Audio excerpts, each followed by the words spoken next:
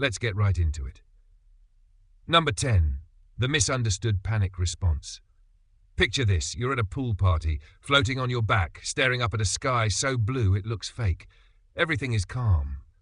Then out of nowhere, a rogue wave from a cannonball hit you didn't see coming, sloshes over your face. Suddenly, you're sputtering, inhaling water, and your calm, rational brain gets shoved aside by something way dumber and louder. Panic. This isn't your fault, by the way. Your body just defaulted to a factory setting from a few 100,000 years ago. When you start to drown, your natural instinct is to flail, to scream, to gasp for air, even when you're underwater. This is the exact opposite of what you should be doing. But your limbic system, the part of your brain that handles ancient survival instincts, doesn't care about your pool party vibes. It's too busy thinking you're being attacked by a saber-toothed tiger in liquid form. So what happens? You thrash. You gulp in more water. The thrashing doesn't help you stay afloat, it just exhausts you faster. You're fighting the water, the gravity, and your own body all at the same time. The irony is that the one thing that will save you from drowning, staying calm and conserving energy, is the last thing your brain wants you to do. It's like being in a burning building, and your first instinct is to run straight into the flames. Your primitive brain is a real idiot sometimes, and this is its greatest hits album. The panic response is so powerful it overrides all rational thought, turning a survivable situation into a life-threatening one almost instantly. Number 9. The useless act of crying for help. Okay, so we've established that your body wants you to panic. But what about all the movies where people scream for help? You know, the classic, "Help, I'm drowning" scene. That's probably the most dangerous thing you could do. It turns out, when you're actually drowning, your body has an entirely different plan. You can't breathe, let alone form the coherent words to yell. The physiological reality of drowning is that your larynx spasms shut to protect your lungs from water. This is called a laryngeal spasm, and it's basically your body's last-ditch effort to keep you from inhaling the entire Pacific Ocean. It's a good instinct, sure, but it also makes it impossible to yell for help. Instead of screaming, what you're actually doing is a silent, almost invisible struggle. You're gasping for air, but your face is often just above the waterline, and your mouth is a conveyor belt for water, not air. The classic Hollywood drowning scene is a total fabrication, designed to make it look dramatic. The real thing is silent, subtle, and terrifyingly fast. You're not waving your arms above your head.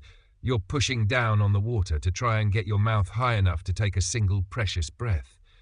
You might not even realize you're in danger until it's too late because your body is locked in this quiet, desperate battle. Basically, your nervous system is throwing a tantrum in your honor, but doing it in a way that nobody can see. Number 8.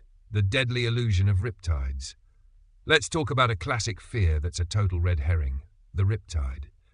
You're at the beach, minding your business, and suddenly you feel a strong current pulling you out. Your primal brain kicks in again, telling you to swim directly back to shore as hard as you can. You're in a race against the current, and you're convinced that if you just fight harder, you'll win. This is wrong. So wrong. The science here is simple, and it's the exact opposite of what your brain is telling you to do. A rip current is a narrow channel of water moving swiftly away from the shore. It's not an undertow pulling you down. It's a surface current pulling you out. The key word there is narrow. If you try to swim against it, you're fighting a losing battle against a natural force that's infinitely more powerful than you are. You will get exhausted, and you will drown. The one simple trick that can save you is to stop fighting the current and swim parallel to the shore. A rip current is usually only a few feet to a few yards wide. By swimming to the side, you'll exit the narrow channel and be able to ride the waves back to the beach. Your panic brain wants you to struggle directly against the tide, but your smart brain knows to just get out of the way. It's like a tiny, wet, angry treadmill that you need to step off of, not try to outrun. The biggest mistake you can make is to waste your energy on a struggle you can't win. Number 7. The shocking power of floatation. You're in the water, you're tired, and you feel like you're sinking. What's the first thing your exhausted mind tells you to do? Probably to doggy paddle like your life depends on it, And while that's a decent short-term strategy, it's not the long-term solution. The real secret weapon you have in your survival arsenal is something you were born with, your own natural buoyancy. Most humans are naturally buoyant. The lungs, when full of air, are like two giant balloons in your chest, and fat tissue is less dense than water. This means that if you can just relax, take a deep breath and hold it, you will likely float. The problem, of course, is that relaxing is the last thing you want to do when you feel like you're about to die. Your brain is screaming, move, struggle, do something. But the science says to do nothing. Just relax, lean back, let your body do the work. The trick is to lie on your back with your head tilted back, ears in the water, and your stomach pushed up toward the sky. This exposes your lungs to the air and lets them do their job. It's a completely counterintuitive move that goes against every fiber of your being. It feels wrong, like you're giving up. But in reality, it's the most efficient way to conserve energy and stay on the surface. While everyone else is expending precious calories and oxygen trying to swim, you're just chilling, literally waiting for help to arrive. Basically, your body's best survival hack is to just pretend you're a dead fish and float. Number 6.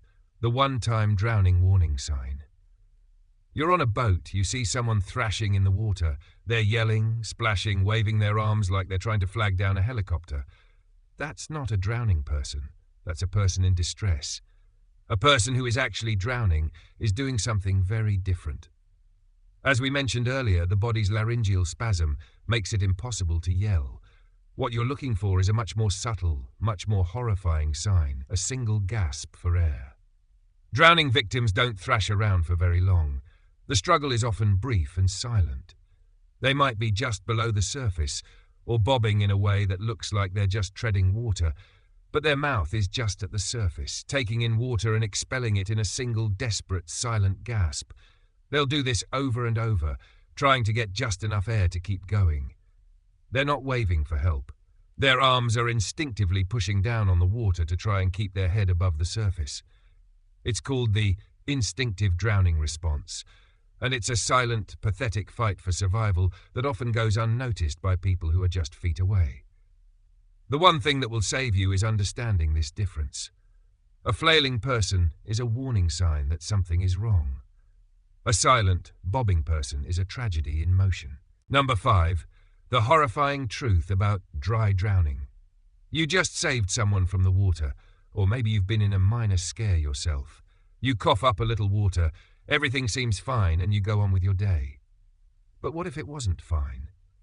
The horrifying phenomenon of dry drowning, or secondary drowning, is a silent killer that plays tricks on your body and your brain.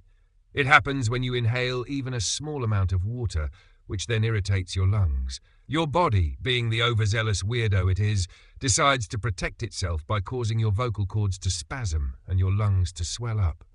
This can happen hours or even a day later, and it's basically your body slowly suffocating itself from the inside out.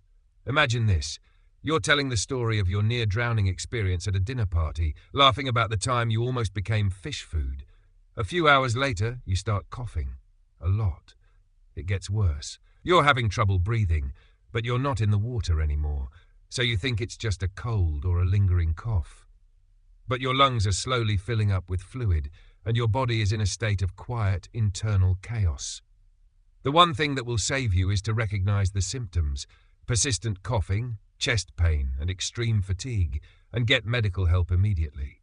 Your brain, having survived the initial scare, lulls you into a false sense of security, convincing you that the danger has passed. But sometimes the real enemy is a ghost that follows you home from the beach. Number 4. The unseen dangers of cold shock. You're a hero. You've just pulled someone out of the frigid winter lake they fell into. Their teeth are chattering, they're shivering uncontrollably, and you're thinking, okay, we need to get them warm. And you do, because that's what you're supposed to do. But before the shivering even begins, there's a much bigger, much more immediate threat that most people don't even know about: cold shock. This happens in the first few minutes of being submerged in cold water, and it's a sudden, involuntary gasp for air. Your brain thinks you're in a state of mortal peril and triggers a sudden, dramatic response. You hyperventilate, Your heart rate skyrockets, and you gasp. If your face is underwater when you do this, you're instantly in trouble. That's because this gasp can cause you to inhale a large amount of water, which, as we've discussed, is a one-way ticket to drowning town. The one thing that will save you is understanding this initial cold shock and fighting the urge to panic. Most drowning deaths in cold water happen in the first few minutes because of this very thing. Your body is a drama queen, and it overreacts to the cold by trying to take a huge, panicked breath. So the key is to control that impulse. Acknowledge that the cold is a shock and consciously fight the urge to gasp. It's like trying to not flinch when you see a fist coming toward your face. It's incredibly hard, but it's the difference between a bad experience and a fatal one. Number 3, the paradoxical instinct to dive. Ever jump into a pool, and for some bizarre reason, you just want to keep going? You feel an urge to dive deeper and hold your breath for as long as you possibly can, like you're in a race with yourself. This isn't just a weird quirk. It's a dangerous, built-in human instinct called the mammalian diving reflex. It's a physiological response that slows your heart rate, constricts blood vessels, and shifts blood flow to your vital organs when your face touches cold water. It's a relic from our deep evolutionary past, where it helped us conserve oxygen when submerged. But in the modern world, it's a glitch that can turn a fun day at the pool into a terrifying emergency.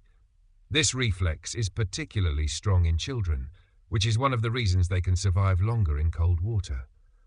But in adults, especially when we're competing with ourselves to see how long we can hold our breath, it can be fatal. The reflex makes you feel comfortable underwater for longer than you should, suppressing the urge to breathe. This means you can run out of oxygen without the usual panic signals, leading to what's known as shallow water blackout. You just pass out, silently, and sink to the bottom. The one thing that will save you from this weird biological paradox is to be aware of it. Don't play games with your breath-holding abilities, especially alone. The very instinct that was designed to protect you from drowning is the one that's lulling you into a false sense of security. Number 2, the myth of the 3-wave rule. There's this classic piece of nautical folklore, the so-called 3-wave rule. It's the idea that if you get hit by one big wave, you're fine. If you get hit by 2, you're in trouble. And if you get hit by 3, you're probably going to be a goner. This is not science. It's just a lazy way of saying watch out for big waves. But the real danger lies in how waves behave, and it's far more subtle than some made-up rule. The one thing that will save you is to understand that waves don't travel in isolation. They travel in sets. A wave set is a group of waves that are typically larger than the surrounding waves, and they're separated by periods of smaller waves. This is a scientific phenomenon known as wave grouping, and it's a real thing. What happens is you'll be standing in the surf, getting hit by some small, harmless waves, and your brain lulls you into a false sense of security. You're thinking, this is easy, I can handle this. Then, out of nowhere, a set of 3 or 4 much larger waves comes crashing in, one after another, and you're completely unprepared. The first wave hits you, knocks you off your feet. The second one rolls you around, and by the third you're disoriented, have no idea which way is up, and you've inhaled a ton of water. The one thing that will save you is to never underestimate the ocean and to always be aware of the pattern of the waves. Don't trust the small waves. They're just the warm-up act. The real danger is always just behind them, waiting. Number 1, the unlikely hero, the dead man's float. So we've talked about a lot of things that can go wrong: panic, silence, currents, and even your own body turning against you. But what's the one thing that will save you? The single most effective and most ridiculously simple survival skill there is? It's the dead man's float. Seriously, it's not glamorous, it's not something you'd see in a movie, and it's completely counterintuitive. But it works. Here's how it works. You stop struggling. You go limp, face down, with your hands and feet just hanging. The air in your lungs will keep you afloat. Every few seconds, you raise your head just enough to take a single, deep, calm breath. Then you go limp again. Your head goes back under, but your lungs keep you from sinking. This isn't about swimming. It's about conserving energy. It's about not fighting the water, but using its natural properties to your advantage. It looks silly, It feels wrong. But it is, by far, the most effective way to survive a prolonged period of time in the water without drowning. It's the ultimate hack. It's the one thing that will save you when everything else fails. The dead man's float is the opposite of every instinct in your body, but it's the one instinct you need to master. That's all for today. I'll be making similar videos in the future. Subscribe to see them.